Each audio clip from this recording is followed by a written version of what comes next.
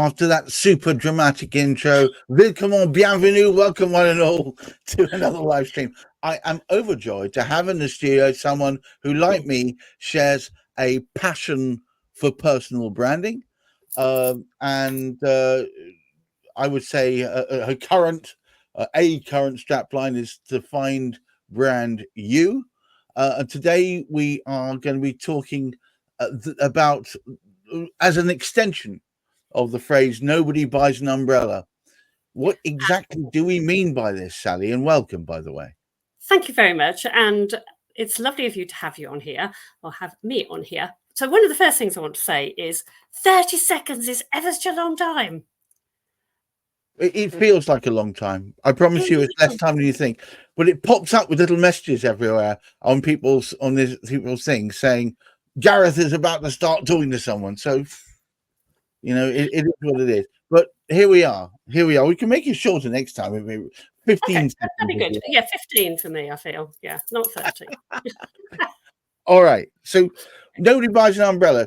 This is in reference to the fact that the purpose of buying an umbrella isn't buying the umbrella. Absolutely. The purpose of buying the umbrella is to prevent the water hitting you, it's keeping dry. Right. Got it. So well, one should always keep in mind what the purpose is, rather than what its exterior rendition is. It's what is that for? Well, I always say to people, I sell personal brand, but that isn't what they buy, because people know personal brand as a sentence, but they don't really understand what it is. And so they come to me because they need clarity, because they're feeling confused and they have no idea of everything is just overwhelming. They come to me because they've lost their confidence, because they perhaps came out of corporate, fantastic at the job they did. But when you work on your own, there's too much else to do and you very quickly lose your confidence. And then they come to me because they don't know. They come for content. They don't know what to put in the social media. They don't know what blogs to write. They don't know what newsletters to do, because they haven't got the content that's not just, you need to do this for this. You need, for a personal brand, content about you. But you don't want to feel like a celebrity when you're going out there. You want to feel like somebody who's adding value, not trying to, be center stage.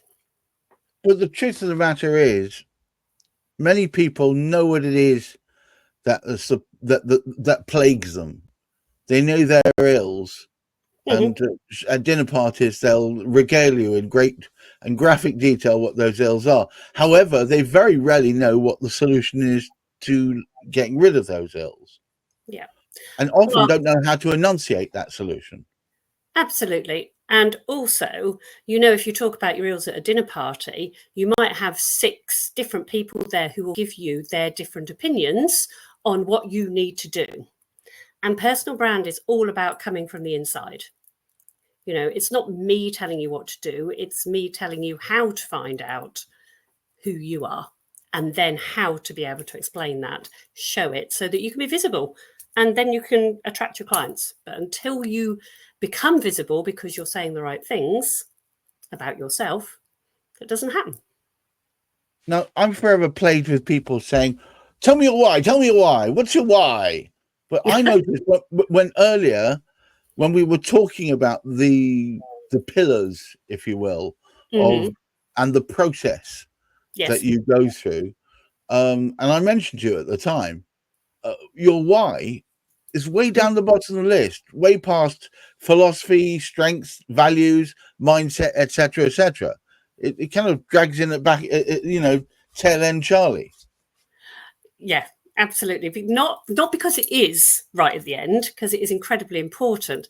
The trouble is, finding out what your why is not easy. And you have to go through other things until it becomes blatantly obvious. I mean, most people will say, well, why do I do this?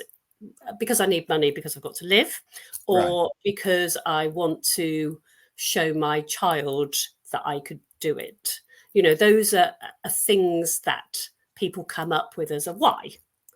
But your why is really buried deep inside you. It's all about just what gets you out of bed in the morning and what makes you get over the bad times, because we all have bad times and it's very easy to go, well, I'm just not going to do that anymore because it's all gone wrong. Got to find your why. But it's a process getting there. So rather than running it, trying to find your why, you're saying do the other work first, and the why will kind of poke its head up anyway. Yes. Talk to me a bit more about philosophy. Okay. Well, philosophy is the first one of my PHs. Okay, so philosophy is all about your head and your mind and your brain, all of which are three different things, but it's that encompassed. So, you know, who are you? What makes you tick? What makes you stop ticking? You know, what are your mind blocks? How do your thought processes work? How does your brain work? I mean, both of you and I have a diverse brain that works in different ways than other people's works. And so it's discovering those things because it's who we are. You know, there's no point in hiding it or pretending it's not or pretending it to be there. We just need to find out what makes you tick and then how you can explain what makes you tick that makes other people who are going to be in your tribe go, ah, she's going to get me. He's going to get me. I like her. I trust him, whatever. So these are the elements within your own personal philosophy that you're kind of looking for a match with, hence your tribe, as you mentioned. Yeah, absolutely. Because, you know, not everybody likes everybody, and we're not meant to. You're not meant to work with everybody. The key is finding a way to find the people who do want to work with you. And most importantly, or as importantly, you want to work with them. Yeah, that's everything, isn't it? Now, you do mention, now, so far we've been talking about all the ethereal stuff, all the stuff that floats around your noggin. But there's also, and you use this word, physicality to it. Now, what do you mean by that? Well, physicality is exactly what it says on the tin. It's the physical you. I mean, you have to remember that I have spent years in my previous life as a cancer nurse specialist. So I was very into health and the body. That's physically you. And then for 12 years, I was a stylist. So I was very into colour and shape and style. So in some ways, in the physicality, I've amalgamated those to look at them because they're part of your personal brand. The colours that you wear and look good on you have to be used in your business, because if you were sitting there with a purple hat on and purple behind you, and purple was not a colour that would emphasize your best features, then you're losing already, aren't you? So you have to define what your colours are to be able to use them in your business and to understand what they mean for you and what they subconsciously mean to other people as well, because you're sending a message when you use colours. But I find it so often when I've gone networking, somebody will hand me a business card and say, oh, here's my business card. And the colours they've got on there are not representative of that person standing in front of me. And they should be. I either find they're either way too dark and dingy, or they're way too bright and cheery. They're often the two extremes away from where that person is actually sitting. So does this, and you've used these words to me before, but I'm really looking for you to break this down to me. The color story. Okay, so the colour story, exactly as I said, it's the colours that suit you. So here is my background. Now, this is actually my story. So the blue over this side, or we're back to front because the blue over this side is my nursing. So it's very empathetic, it's caring, it's a uniform, all those sort of things that are blue. And then as you come across here, you get lots of oranges and reds and different colours. And at the bottom, there's some yellows, because I love talking. I love talking to people in individuals, but I love standing up on stage. So I can talk. But also I'm quite orange, which means I can be very creative. I can also be a bit impulsive, and I can jump into things. So this colours and this sequins, because of my styling, it sort of is my story. And that's what you need to do with your colours. Understand what they mean to you and how they're going to come over and be seen. Because we all know that blue can be a bit boring, but it can be very caring. The police wear blue, nurses wear blue. You know, anything you want to feel safe with wears blue. Blue is the color of trust. Yes. Absolutely. I mean, I suppose almost by mistake, looking at myself, I'm very steampunk. I come from that. That's very much my ethos. So honesty, trust, authenticity, and doing what Creativity. you say on the tin. Yeah, creativity is definitely what your purple and orange is. Yeah, Yeah. so that's great. Well, look, there's a bit of a match there, Sally. There is. Slightly less sequins. Um, Yeah, well. So your colours is just part of your physicality, and there's lots more to it as well. But your colours is one of them. It's but great. there's also now. Forgive me, shape and balance. What? Shape and balance. So when you are having your styling done, we always look at your body shape. And now let's take somebody who is a typical hourglass, which means they have a tiny little waist and they come out the shoulders. This is female and come out the hips, but the same things go for men. But hourglass people look great and quite often want to wear sort of 1950s with a belt and kicky out skirt, that sort of thing. If that's who you are, because that's the clothes you love wearing, or you love wearing classic clothes, or you love wearing, I don't know, really biker clothes, then that part of you needs to come a little bit into your business. So it may just have a little note to it in your website, so that if you are, love leather, tight clothing, bikes, rips, that sort of thing, it comes out slightly in your website. If you're a 1950s girl who loves that sort of thing, comes out in your website. If you're into jazz, so that you can put all these things about your personality into your website, so that when somebody visits your website, they're understanding you, not just a beautiful thing that's been designed by a brilliant designer, but it's not you. Now, I'm going to say this word because it's a brand new word to me, and then you're going to disseminate it. Here we go. The phenomenology. Yeah. And it's a science because it's an ology. Only Which people of a certain age will remember that will have having an an ology. ology, you've got to have an ology. It's really important. So, okay, so we've had philosophy, physicality, and now we've got phenomenology. It's the third of your It's a foots. my PHs. Yeah, Yeah. my fuzz. So phenomenology starts off as the word phenomenal. So what is phenomenal? And in this area, we talk about your business as it is, what it does, what it makes people feel, how it helps them, mission statements, the name, all that sort of thing. So the phenomenology part of is what you put into that. So into your business needs to go all your philosophy, all your physicality, and then all the wonderful, unique things about your business that you put into your business. And then all that put together is the umbrella. Hence, you don't buy an umbrella. Yeah, is the umbrella of your brand.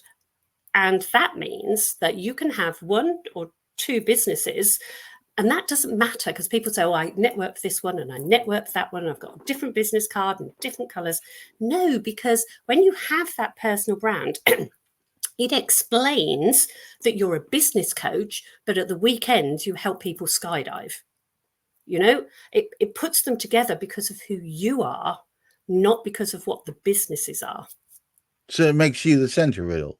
It makes you the center of it all. Hence, personal brand. Now, the last thing before I love the last line you sent me, which was making your cake. We'll get there in a second. Okay. Brand promise. Brand promise. I will, or I am. It's a bit like taglines. Okay, so do you know what the tagline for Harley Davidson is? Vroom vroom vroom. Come on. We are Harley Davidson. Oh, That's all that's. you need to say. Yeah. Oh, I see. And Nike. Nike used to be. It used to be Go, but anyway, they changed it just into a tick. Yes. Yeah. So it's that little Wasn't tagline. it just do it? Yeah, just do it. That's it. Well done. Very good. Top marks. So Sally Inkster, find brand you is the tagline. All right. Good. Okay. Mine is to make them sit up and take notice. Yeah. And also it stops a whole you know, people have to be able to say, this is who I am, name, and what I do in the shortest possible. So I'm Sally Inkster with everything that comes with me. So all these colours, blah, blah, blah. I'm in pink. That's just because I've declared summer and nobody else has. And fine brand you. And finally, making your cake. What does that mean? What does it mean? Okay. So imagine you're in a kitchen. Okay. And behind you, you've got all your cupboards, all your store cupboards. And you say to yourself, okay, well, I'm going to make a chocolate cake. So you open your store cupboard up and there's 60 things in that store cupboard. Now, that's you as a person, 60 things, that's you. You're not going to need all of them to make the chocolate cake. No. You're going to need the flour and you're going to need the sugar and you're going to need the chocolate and you're going to need some butter and probably some icing. And then, so you take the things out of your cupboards, out of you, that you need to put in that cake for that particular time. You make the best cake. Then you can decorate it with other things that you've got in your cupboard. So you may have some edible flowers, you may have some sprinkles, whatever. You're going to make it look beautiful because that's what we want to do with a brand. We want it to look beautiful. But the proof of a good cake is, number one, when you look at it, it makes you salivate.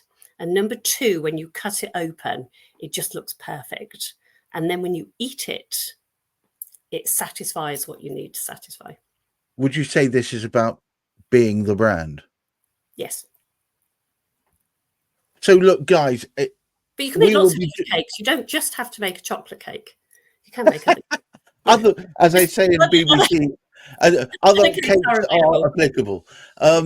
Sally, thank you very much. It's been an education in this short period of time.